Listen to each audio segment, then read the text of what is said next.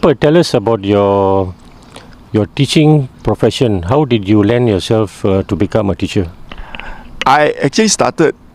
My degree was actually based on children's education. I got my degree from a Bible college in Australia, and after I came back and I worked in a church for a few years, I kind of drifted away from the church and went into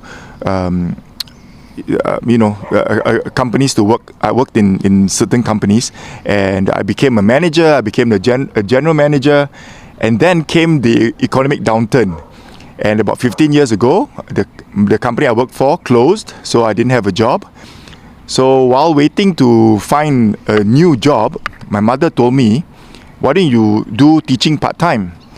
So that's what I did, and I thought that it will only be for a short time, but 15 years later, here I am. I'm still a teacher. So yeah, sometimes you can't tell the future. Yeah, normally when you listen to your mother, they are like goddess, angels, and you never go wrong. So it's definitely a blessing in disguise, I would say. Yeah. And Pepper, you are also known as Paprika in your writing journals. How did that name actually evolve? Paprika is the name of my daughter. So I started writing letters to her and publishing it in my blog online, because I thought that these are things that I want to tell her. I want to make sure she knows. It could be stories, it could be advice, it could be opinions. But I was afraid that if I waited until she was old enough for her to, for me to tell her these stories, I might forget some of the stories and some of the things that I want her to know. So I thought, why don't I just write it and put it in my blog, so when she's older, she can just read. So this thing is on my blog, and it's free to everyone to read. And I thought that instead of making it private, because these advice that I give Paprika are very general, and I think it could be also useful for other people as well. So it's like sometimes I give my own opinions, and you might disagree with my opinion, but listening to another person's opinion can help you to form your own opinion, or help you to re-look at your own opinion. And if my opinions are right and you can use my opinion to make a better opinion, good for you. If my opinions are wrong and you disagree, but that's also okay. But at least you considered somebody else's opinion to look at your own opinion, either to strengthen it or to change it or whatever. So that's why it's made public. So anyone can go to my blog and read the letters I write to Paprika. Very inspiring indeed. I'm sure your daughter will treasure these articles of yours, I hope so. in the future. Yeah. And now you are also inspiring me to write. Probably I'll start something like what you're doing. Good. And start writing for my son. So hopefully when he grows older, they will treasure these words of wisdom from the fathers. Yeah, yes. Yes. And Pepper, tell me about your writing. I understand you're also a writer, and you also have written a few books. And also tell us about your recent book that you published. I'm not a writer actually. I've never thought that I would want to write. But my uncle, Dr. Ong Hen Tat, he is a prolific writer. He's got something like 30 or 40 books he's written already. He's famous for writing a weekly column in the Star newspaper called The Sun Tzu Art of War. And then later it was renamed to The Way of the Warrior. And in that column he gives management advice for CEOs and managers. And it was very popular. So he's always encouraged me, Pepper, you should write. You got a good command of English. You got lots of interesting stories to tell. So he said, "What do you write?" Now I always tell him, no, writing is not my thing. I don't write anything. And then one day, he pulled me to his office and he said, I want to show you my book statement from my publisher. I just got my statement from my publisher for the year. And I was surprised when he opened the statement. It was 6 figures. And he said, "There, you can make money writing." Now, I was thinking to myself, you cannot be Dr. Ong Hen Tat, who's got 20 books in the market. Obviously, his statement is going to show 6 figures, Yeah. But I thought, maybe I should start. And my first book, the person who helped me to publish it was my uncle, Dr. Ong Hian Tat. If it wasn't for him, I think I would not have gotten my first book published. It's not easy to get, to be published by anyone. So he was the one who gave me my big break, so to speak. Yeah. So I was quite lucky. Yeah, Sun Tzu Art of War. I remember buying the book when I was much younger, and there are so much of ancient Chinese wisdom in it. Yeah. And I myself, I personally have practiced some of the principles laid down in the book. And I'm very happy for your uncle who have actually inspired you.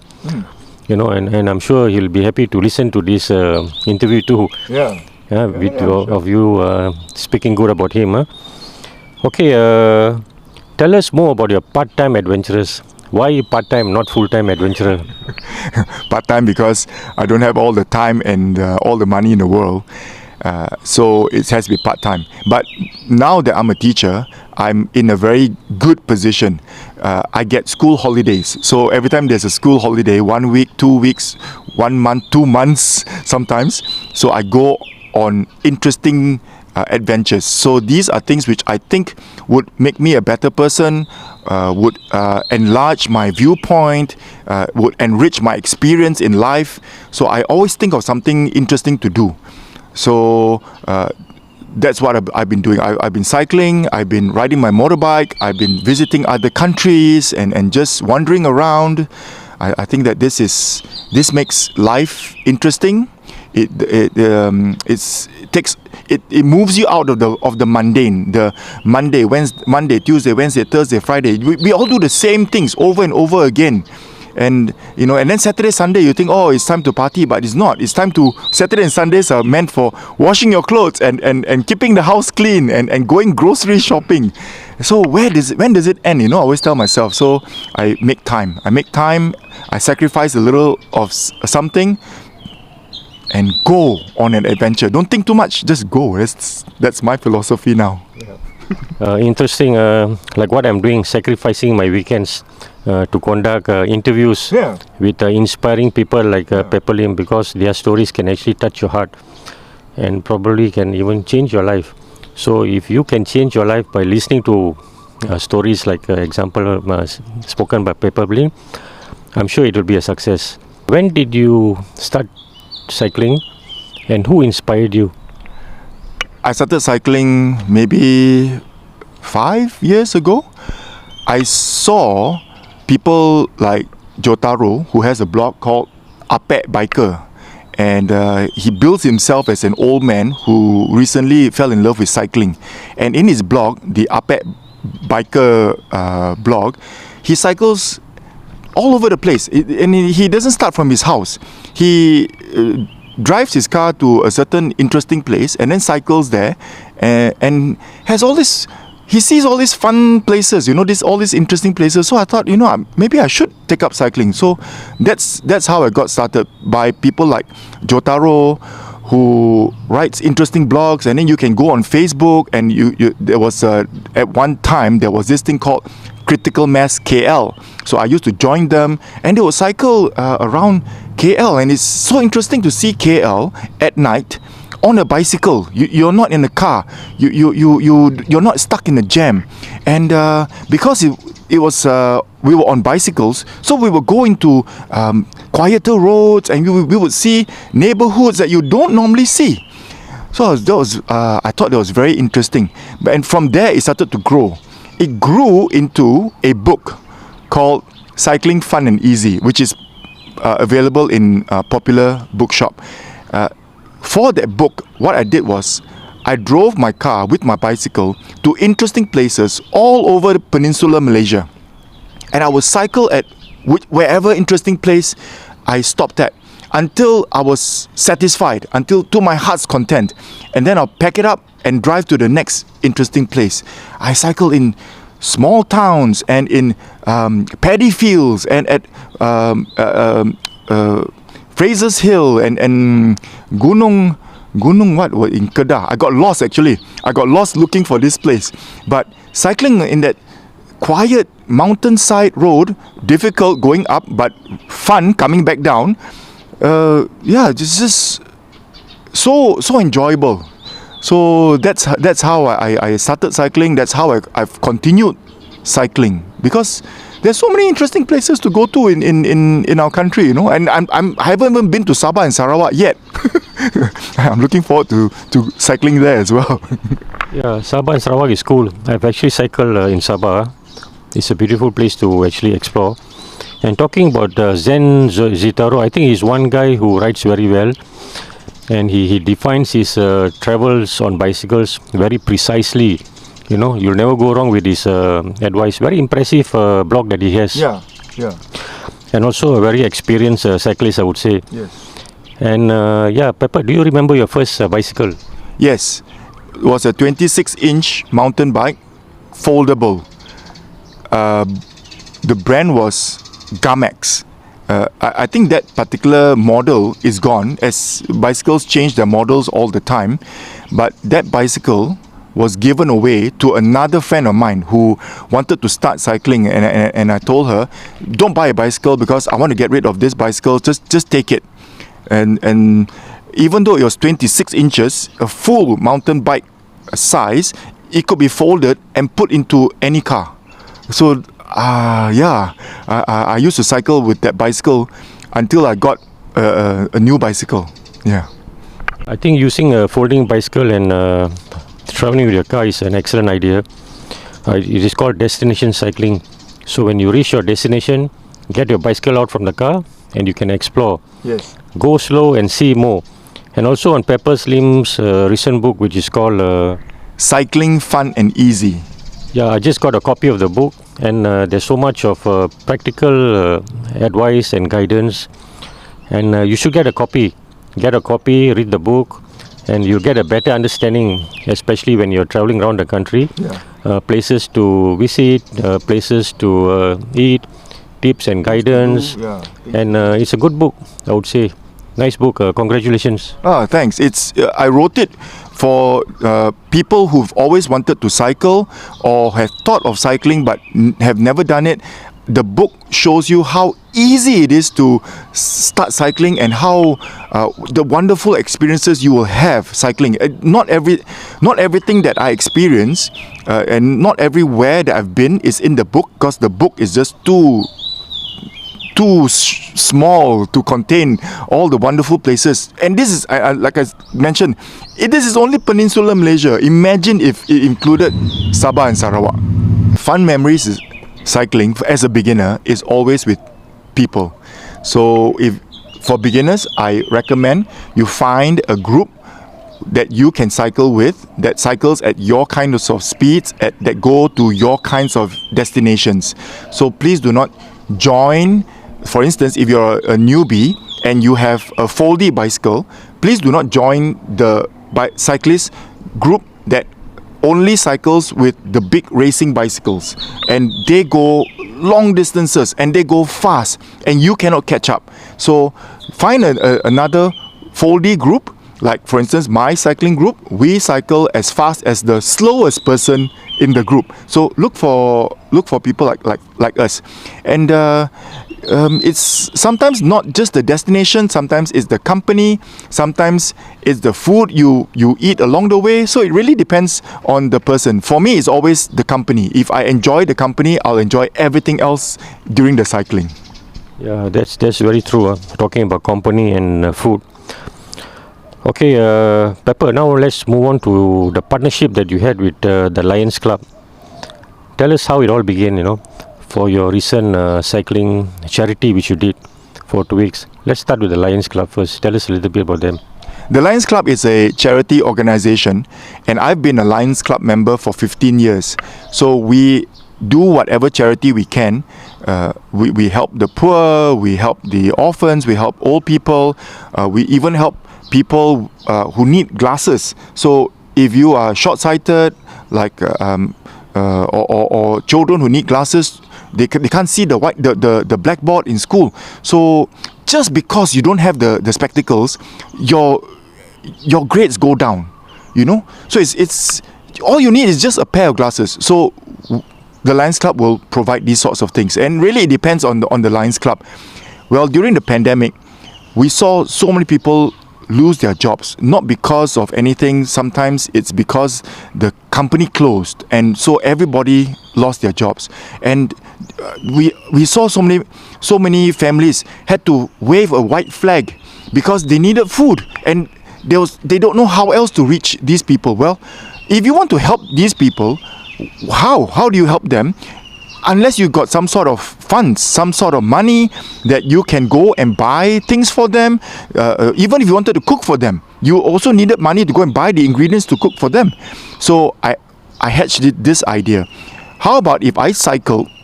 And remember this during the MCO, where you couldn't come out and do anything, in a group. So one of the things that they allowed you to do was cycling, because it was a very individual sport.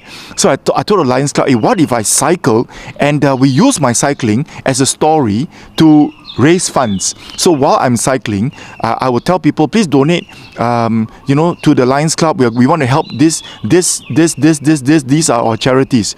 So that's where it came from. But again, I have to say, it has taken 2 years of lockdowns and what MCOs and whatnot to actually realize that cycling, that fundraising.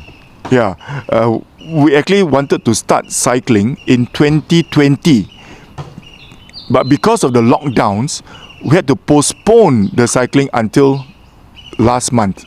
No, we are in April, so it was in end of February. Yeah. Can you tell us where was the venue for the flag off? It was at Matic. The flag off was at the Malaysian Tourism Information Centre at Jalan Ampang.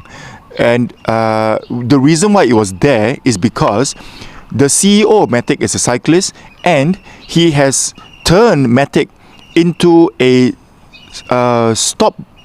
stopover, a lay-by for cyclists. So if you ever cycle in town and you need to use the toilet, or you need to take a break somewhere and you don't know where, you can simply cycle into Matic and you'll be welcome.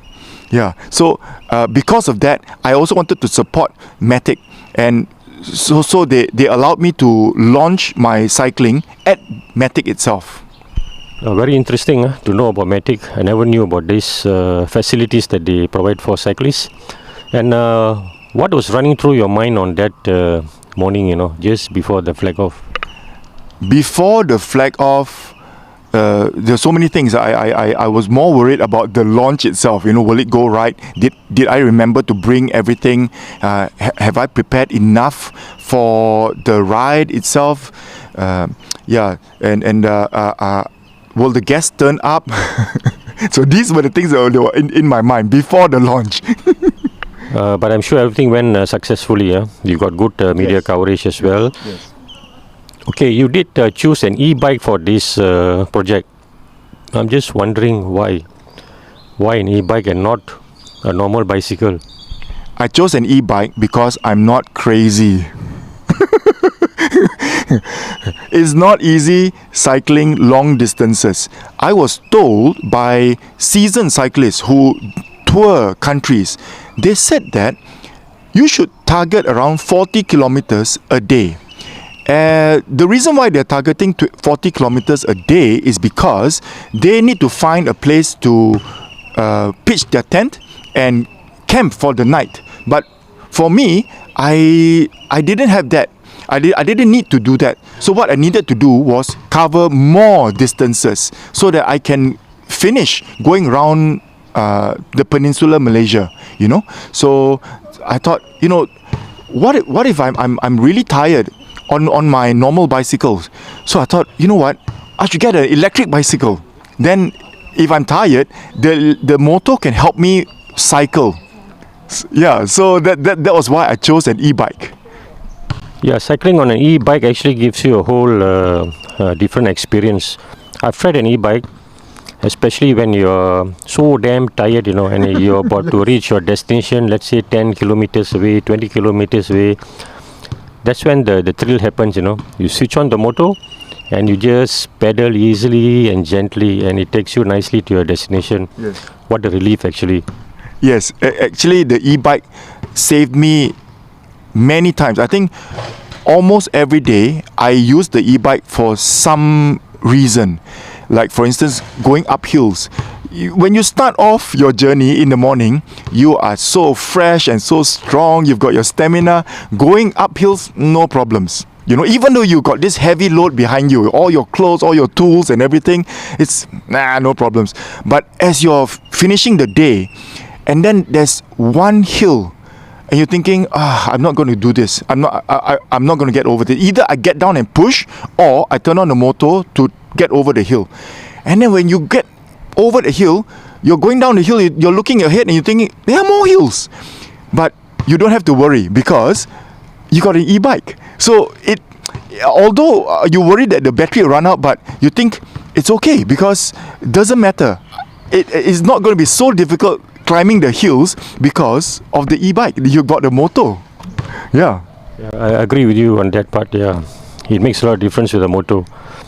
I may consider getting an e-bike very soon so that I can cycle easily to Fraser's Hills. What kind of people have you met on this cycling that you have undertaken for 2 weeks around the country?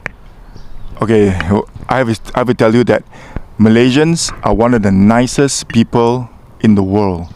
I met so many nice people. When I was cycling is a very individual thing, and this cycling round the peninsula was a very individual thing. No one followed me. I was alone. But when I needed a break for lunch or for just to get out of the heat, I would try to look for a small, quiet place because I'm coming with a big bicycle loaded with lots of things, and I'd be sweaty. And you know, if I went into a crowded place, I think people will not appreciate a smelly cyclist. So I would go to a small place, and very often the gerai owner would be the only one there. So we would get talking, and people are just nice lah. You know, they want to know where you're from, where you're going, why you're doing this, why are you so gila. You know, and twice when I went to pay my bill, sudah dibayar. I was told sudah dibayar, and I said, who? Siapa bayar? Then they will tell me a servant of God, or I cannot tell you who, but it's already paid already. Safe journey, go on your way. And there was once I was so embarrassed because people were paying for my food. The third time it happened, I insisted. I said, no, you must take my money. You must take my money. And the gerai owner was the one who paid for my ais kacang. I had ais kacang that day, and the gerai owner was the one who paid. And I said, no, you have to take my money. And I insisted, so I paid her. It was a small gerai, you know, and yet she was willing to let me have my ais kacang for free.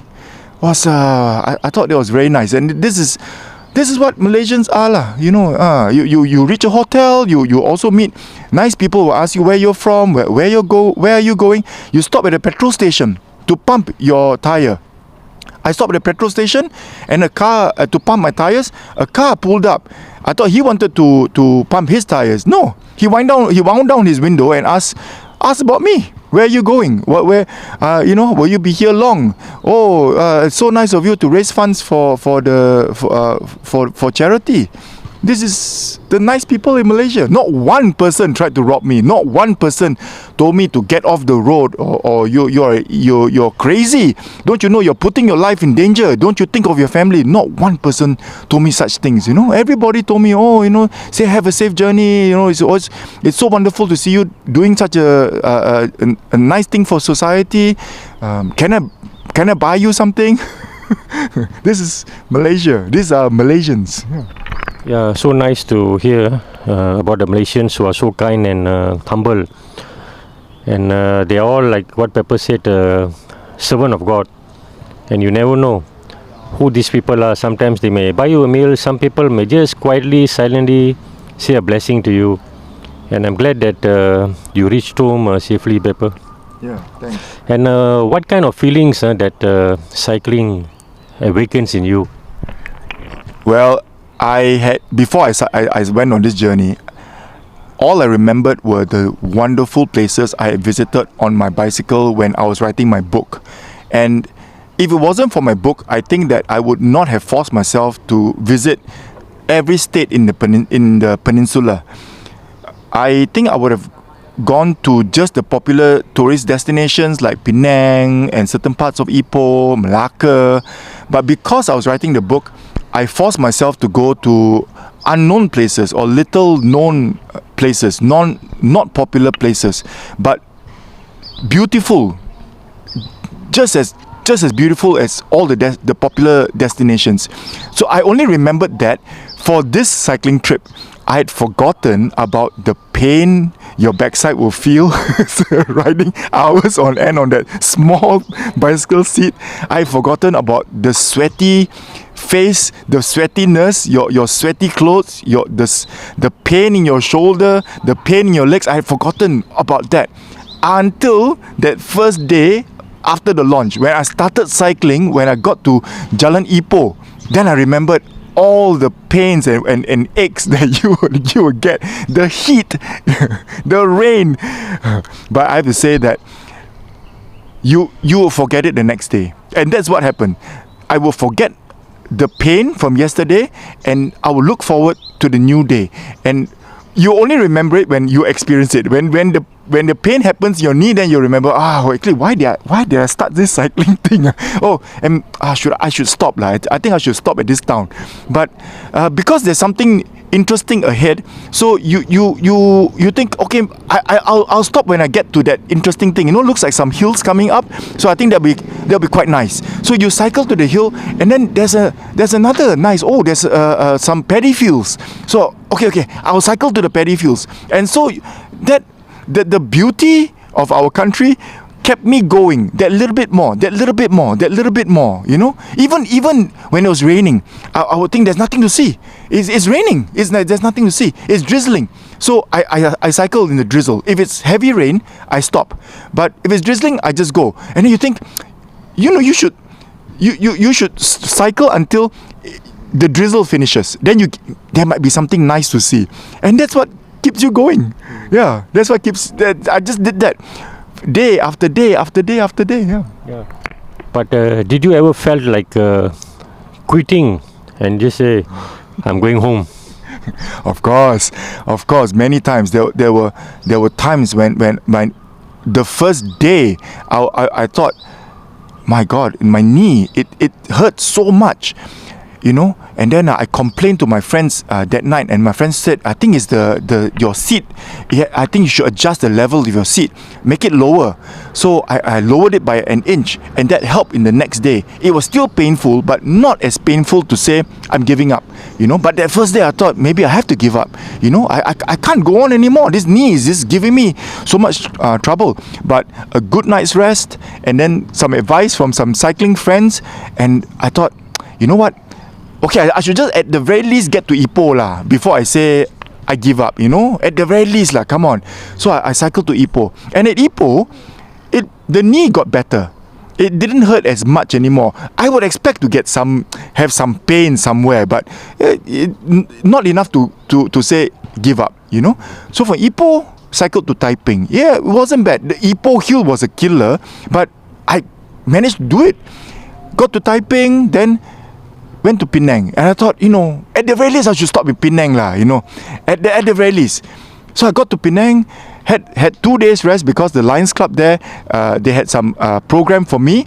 So I stayed 1 extra day there, and then I thought I should go to Sungai Petani because that's where the bicycle sponsor is. At the very least so every day I was thinking I should at the very least stop at this next town, at this next town, and before you knew it, I had already covered Banjara Titi Wangsa and was on my way down south already. And I finished in Johor. Yeah, at Johor, then I thought, okay, I think I've done enough to say this is a good place to stop in Johor. Yeah. Yeah, what an adventure. Huh? I'm glad that you did not give up hope. You continued your journey with determination and of course with God's guidance. Cycling around Malaysia in 2 weeks is not an easy thing to do because there are so many hills in the country that you got to pedal up and down, and I'm sure with the e-bike it has helped Mr. Pepper a lot. You don't put much strain on your body and also on your knees. So getting an e-bike is something that you want to consider, especially when you're catching up. When age is catching up. Yeah, with age is catching up. And something good to think about it. Pepper, what have you learned from this 2 weeks journey of yours? You know, raising funds for the Lions Club. The big thing that I learned was me. I learned more things about myself. I didn't set out to discover something about myself, but I learned about myself along the way. For instance, I was surprised that I could do this challenging ride. I had initially wanted to only cycle 80 kilometers a day, but I ended up, some days I cycle as far as 160 kilometers, which is double of what I initially thought I wanted to do. And it was because I had discovered something about myself, that if I push myself, I can go that far. Maybe other people might go further, but that's them. For me, I was able to push myself to 160 kilometers. I overcame challenges like loneliness and danger on the road. Twice I had to get off the road and cycle into the road shoulder because a lorry had nowhere to go. So either he knocked into me or I give way. So I gave way. I learned about my body. That's another big thing. Things that you don't think about. Suddenly there's pain here and there, you know. Yeah. So the big thing I learned was about myself. That was the big thing. Yeah. Okay, very interesting. Cycling also has many dangers, so you really need to take safety into consideration first. You have to be alert on the road always. And what is your personal goal on this beautiful journey? The main goal was to try and raise money for the charities that we had. There was a kindergarten that catered to the B40 families. And by the way, if you guys would like to donate, please donate to the Lions Club.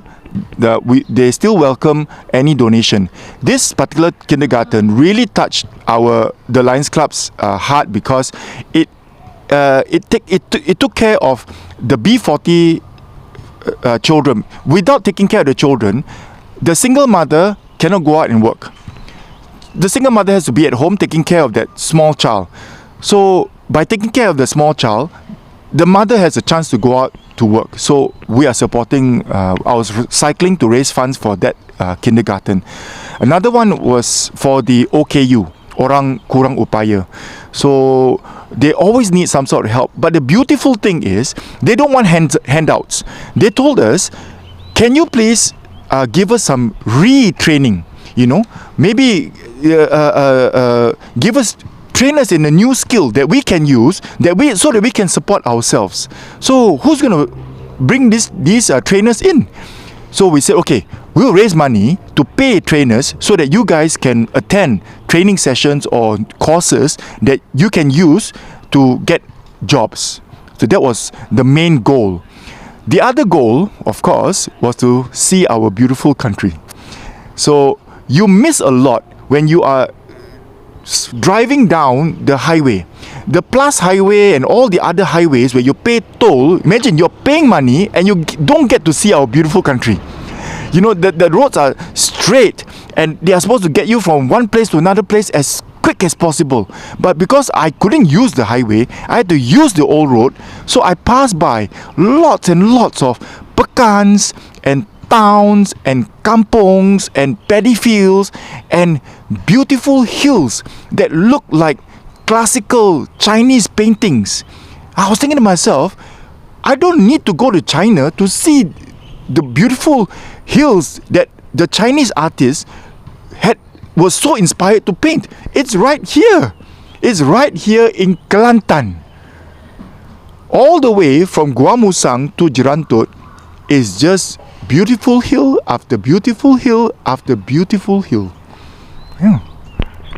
I can already imagine all this in my mind, and I hopefully someday will cycle Kelantan and Perlis, and I know there are a lot of beautiful places in the country. I agree with you, Mr. Pepper. Okay, and this will be the last question for our interview. Tell us about the advantages and disadvantages of using an e-bike. The e-bike actually is not much different from a normal bicycle. You get punctures in a normal bicycle, you also get punctures in the e-bike.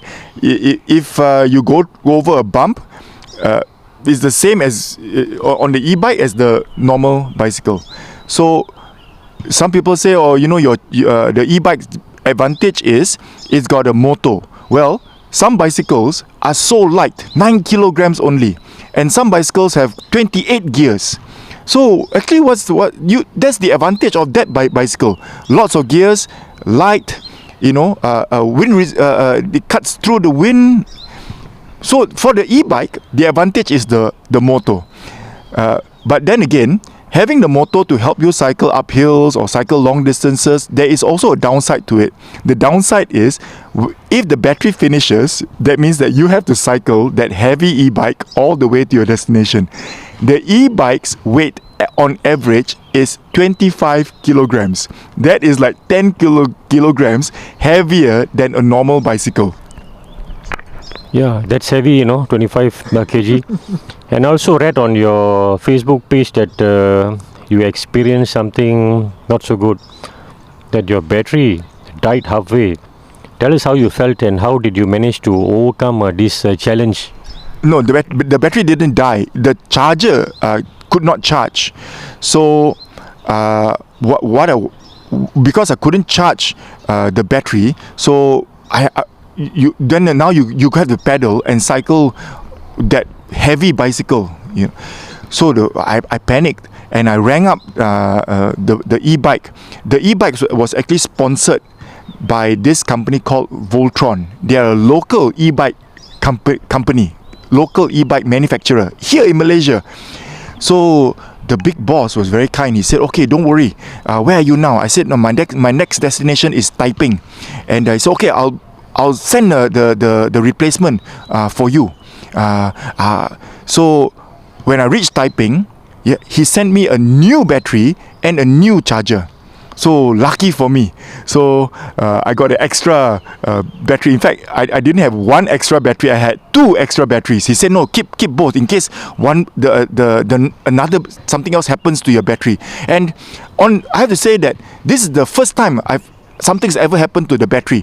In normal cases, nothing will happen to the battery. But because I was cycling such long distances and in the rain and under the hot sun, so maybe when I was cycling and going over the bumpy roads and whatnot, something could have happened to the charger and the battery. So I was relieved that I had the spares with me. So I think that if somebody was going to cycle with the e-bike, I would suggest taking at least one spare battery, just in case. Yeah, what an experience, huh? And I'm glad the manufacturer decided to help you. And okay, we'll wrap up this interview with Mr. Pepper Lim. It was an interesting interview, a lot of insights given by him, a lot of experiences. And I want to thank Pepper Lim for this interview today. Pepper, thank you very much for meeting up with me. My pleasure. And let's look forward for your next adventure. Next adventure is cycling to China, and also it will also be for charity. This will take 2 months. I will cross 5 countries: Malaysia, Thailand, Cambodia, Laos, Vietnam, before I get to China. And this will also be to promote cycling, to promote green living, which is the e-bike. So now I'm trying to get people, instead of using their car to just drive to the shop nearby the house, why don't you get an e-bike and cycle to the shop and get whatever like little bits of groceries. You only go to the nearby shop to get coffee, bread, or to pack some lunch or whatever. So instead of using your car, I want to try and promote and encourage people to cycle. And if you can't cycle, get an e-bike. Now I'm thinking, should I follow Pepper Lim to China? A good question. Come. Time will tell. So stay tuned. You like this video? Give me a thumbs up. Feel free to make comments below and please share it. Thank you very much for supporting my page and my videos. Signing off. Sandakan Eagle from Petaling Jaya. Bye and see you all soon. Very good. Very good.